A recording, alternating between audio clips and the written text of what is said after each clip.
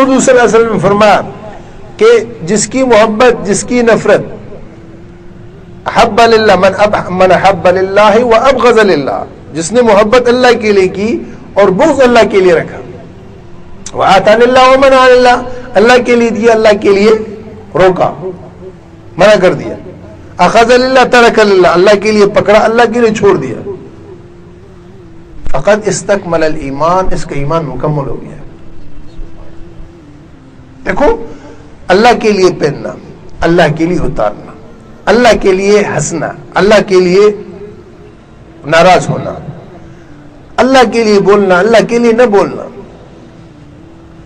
حضرت مولانا یوسف صاحب رحمہ اللہ فرماتے تھے کہ مولانا الیاس صاحب رحمۃ اللہ علیہ کہتے تھے کہ ہماری اس محنت کا مقصود یہ ہے کہ ہماری زندگی صفت صلاۃ پہ آ جائے، ہماری زندگی صفت صلاۃ پہ آ جائے، جیسے نمازی ہوتا ہے ایسے مسلمان کی زندگی ہو جائے۔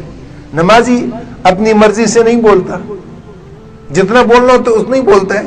قیام میں فاتحہ پڑھنی ہے، فاتحہ کی جگہ یاسین پڑھ لے، نماز ہوگی؟ اتحیات کی جگہ جو ہے 10 مرتبہ فاتحہ پڑھ لے کہ ادھر میں نے نہیں پڑھی یہاں اتحیات میں پڑھ لوں تو نماز ہوگی؟ اور قیام میں کھڑے ہو کر یہ 100 مرتبہ سبحان ربی الاعلیٰ پڑھے اور رکوع میں جا کر فاتحہ پڑھ لے، نماز ہوگی؟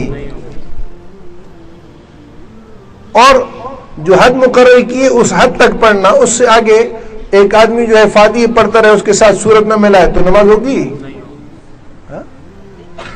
اللہ اکبر کہتے ہی اس کی نگاہ ایک حد میں مرکوز کر دی گئی، اس سے آگے پیچھے نہیں کر سکتا۔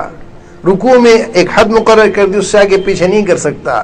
سجدے میں ایک حد مقرر کر دی، اس سے آگے پیچھے نہیں کر سکتا۔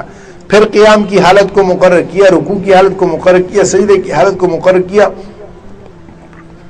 تکبیر تحریمہ سے سلام تک۔ یہ نمازی پابند ہے کہ نہیں ہے؟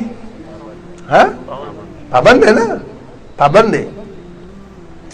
اگر اس نماز کی کیفیت پر یہ باہر کی زندگی کو لے آئے گا تو اس کے ایماندار ہونے کا معاملہ حل ہو گیا، یہ مومن ہے۔